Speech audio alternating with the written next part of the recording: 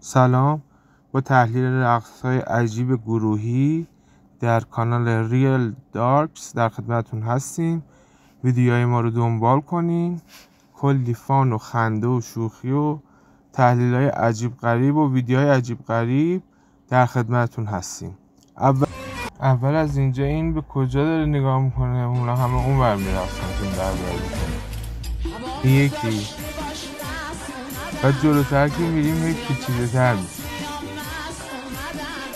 حالا اون رنگای سبز که همه سبز کشیدن به کنار. علاوه ریاضی اینجا ببین جفتش قرینه است، حرکت دست قرینه است جفتش. اونم که به افق نگاه میکنه هیچی. میاد جلوتر باز هر کی به یه طرف خودش اینو میریزن. این ویدیو داره درگیر میشن اینجا. حالا اینا همه توی مسیرن، یعنی سمت رفت اون باید.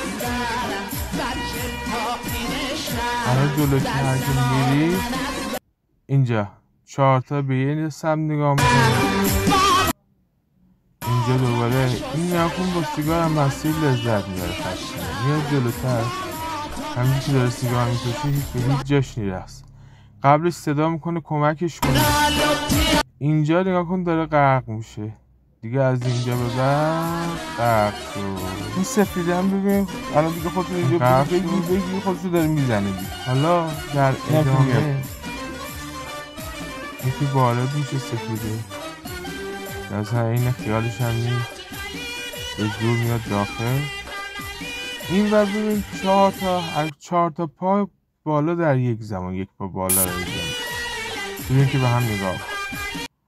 اینم قرینه است. دوباره دستا به سمت چپ و راست، مماس باسن، اینا همه تمرین شده است.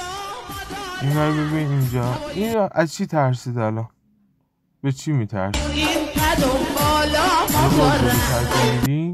اینجا نگاه کن دنبال چیه؟ اون برام کپی میکنن. این چیزی پیدا نمیکنه، میگرده چیزی پیدا نمیکنه. اون از کجا داره فیلم میگیره؟ بالا از کجا داره فیلم میگیره؟ خطینه سفیده رو ببین